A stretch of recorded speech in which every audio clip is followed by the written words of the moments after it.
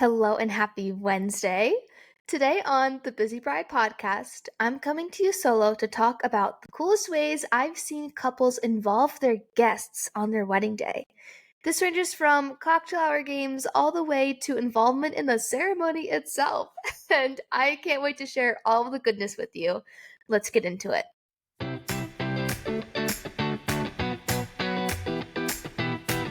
Hello and welcome to the Busy Bride podcast.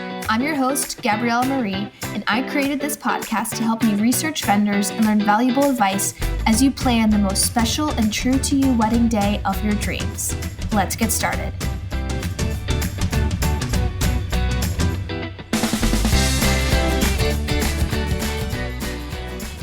Okay, so in talking to dozens and dozens and dozens of couples planning weddings, a common thing I hear is that they want their guests to have fun or to have a good experience on their wedding day, which is amazing, and I love that so much. And there are so many ways that you can go about doing that. I've seen quite a few guest experiences, we'll call them, in my years as a wedding photographer. Some common throughout a lot of weddings and some unique, and I've never seen them ever again. So I'm going to walk you through the things I've seen in this episode. Let's start with the reception and work backwards to the morning. I think the reason is because I think they get more and more interesting as we go along.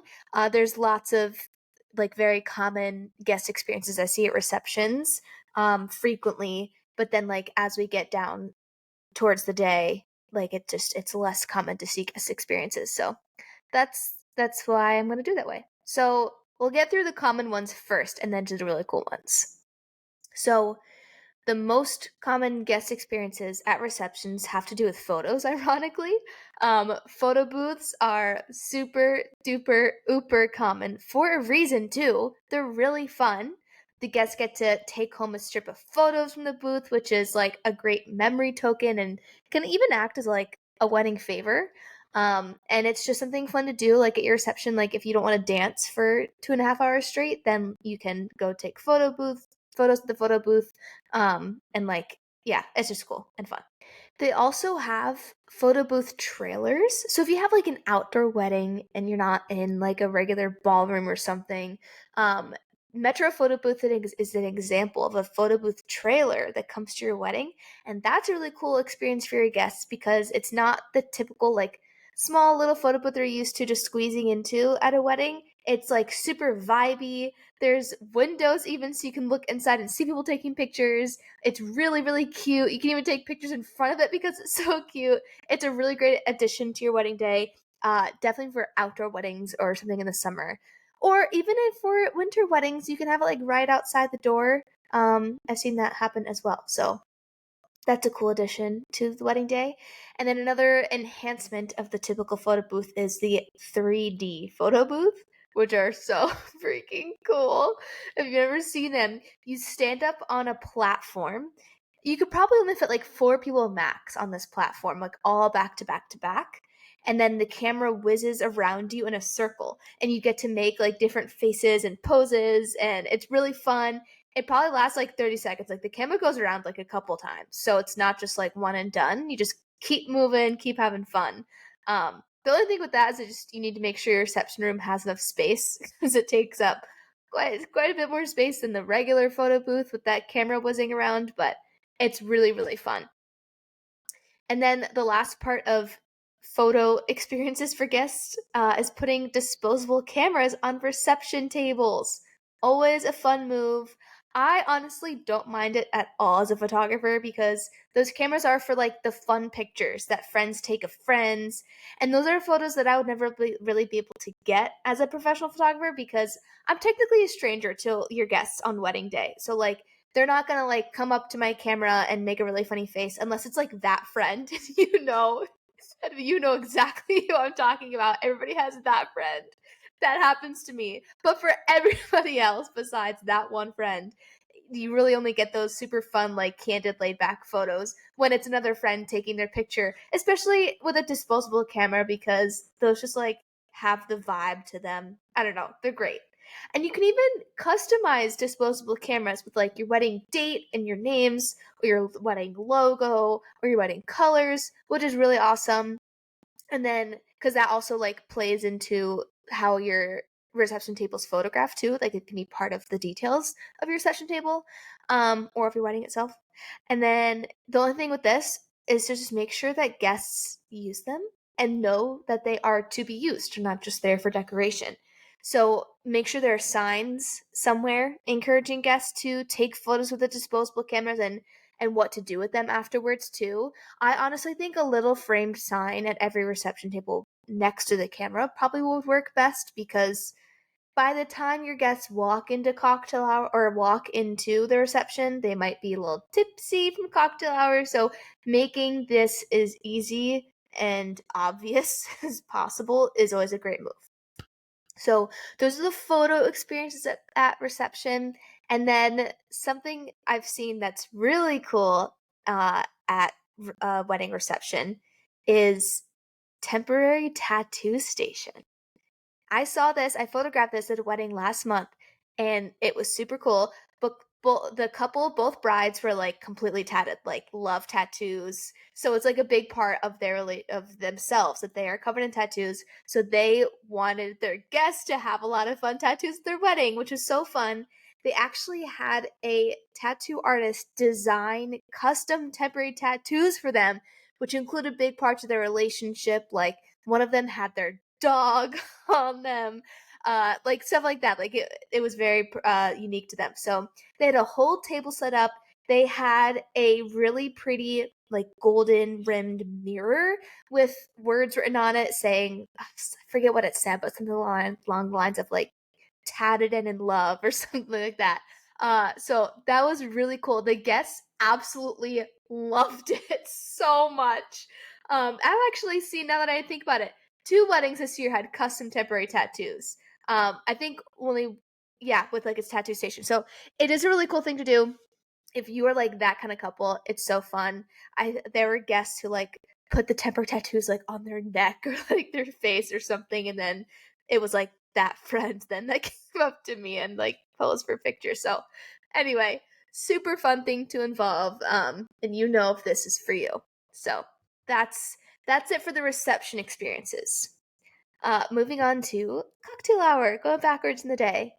Polaroid guest books, super common, super fun, love. They're common for a reason. Everybody loves taking little selfies with these, and then you get to stick them in a book. Just make sure you remember tape to put them in a book. There was one wedding I photographed where the couple forgot tape because there's so many things to think about in your wedding day. So remember tape to put them in the book, and then also make sure you have signs, like for directions for how to turn it on and for how to change film when it runs out, because there are some guests, apologies to the boomers, I'm calling out the boomers, some guests might not know how to turn the camera on or to change the film. So if you want a ton of your guests to do this, just make sure you have like a little printed sheet of directions near the Polaroid camera for the guest book. So that's cool and common. Something that is not as common that I photographed, I think last year, was a giant crossword puzzle filled with fun facts about the couple at the cocktail hour called Sip and Solve. So much fun. It was like a big poster board up near the bar area with a Sharpie attached to the board by a string, so also very DIY. And the guests would just kind of wander by and see if they could answer a question and fill it in. And it was mostly filled by the time the reception rolled around. So I'll attach a link in the show notes to that wedding gallery that included this in their cocktail hour, because I thought it was really cool. And just something fun to do at cocktail hour if you wanted to take a break from chatting with people. Great thing to do. So that was fun. And then something that I love that I want to include in my own wedding one day is video interviews with guests at cocktail hour. Very, very laid back style.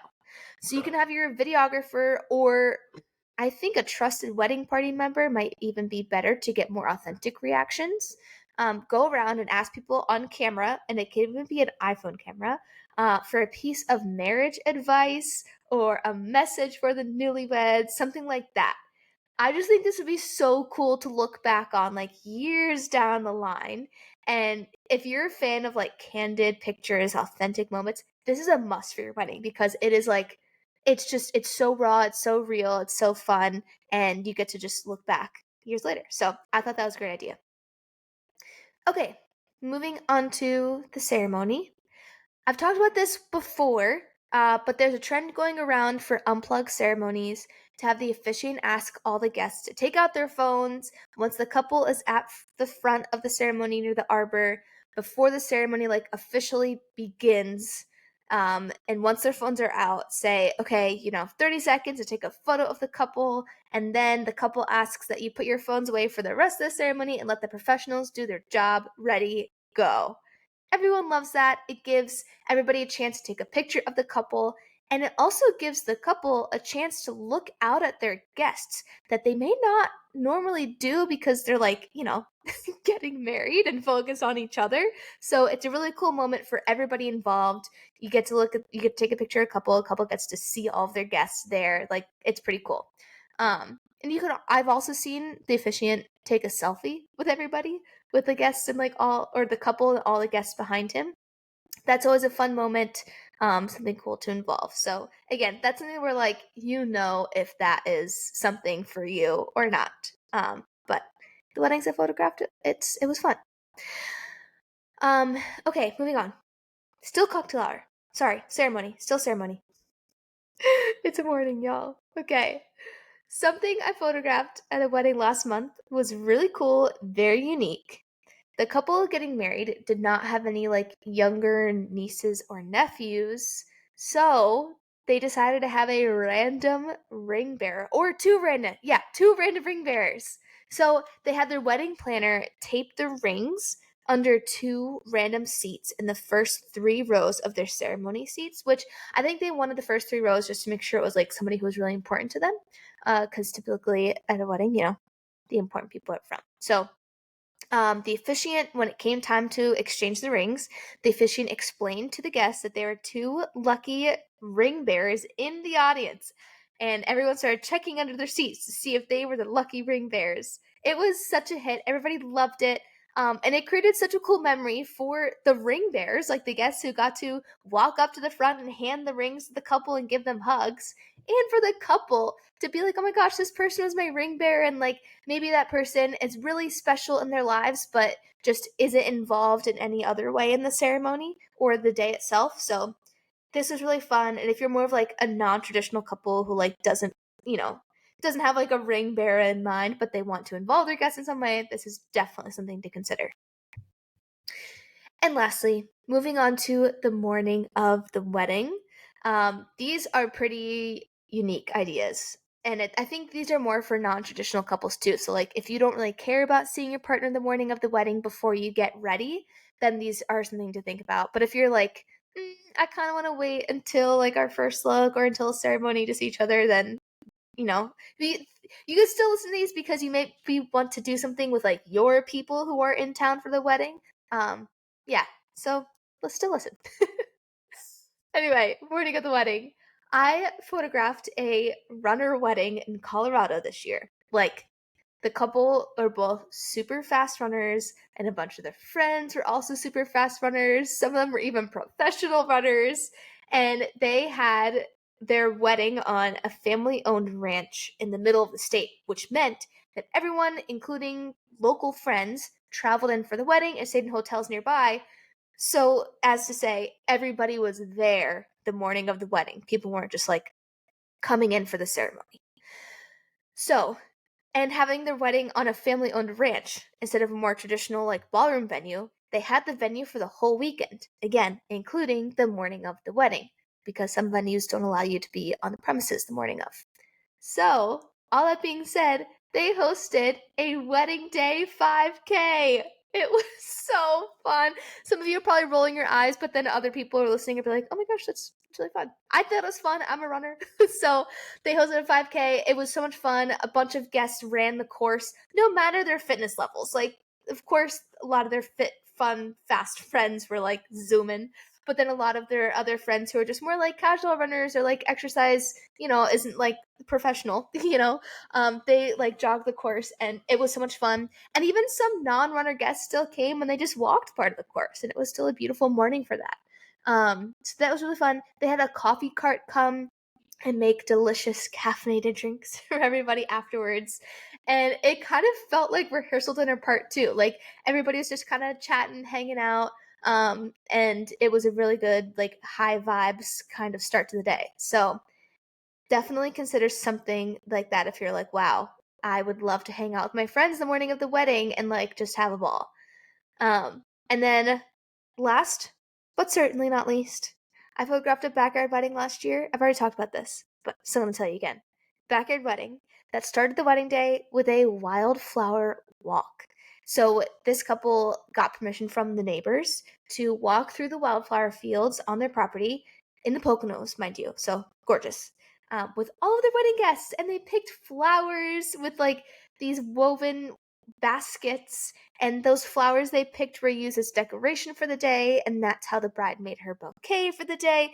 It was a very intimate wedding, so this worked really well because there weren't that many guests, and it was a really fun way to spend time with the guests and talk with them before the festivities began, because once the festivities start, especially if you're taking photos during cocktail hour, there's not much time to just like mingle and chat. So I loved this for the couple and for the guests.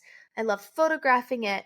And even if you don't, if you're not like, getting married in the backyard in the Poconos, or you're not a runner, you can still do something to incorporate your guests into your wedding day, the morning of the wedding. Just whatever works for you, for your guests. You'll know what works for you and what doesn't. So I hope you learned something this episode. I hope you took something away from this episode and you're like, oh dang, I never really thought that I could include guests in this way, but that honestly sounds so much fun. And your wedding day is yours. So if none of these like appeal to you and you're like, now that I hear all of this, I'm kind of thinking I just want my wedding day to be about me and my partner getting married, props to you. Go do that. It's your day. I just hope this sparked some ideas and kind of got you in a more clear headspace for how you want your wedding day to be, how you want your guests involved or not. And yeah, I hope you got some goodness. So thank you for your time. I appreciate you listening to this episode. And as always, click that follow button if you enjoy the show. So it is time to end the show. Now go hug your person, and I will see you next Wednesday.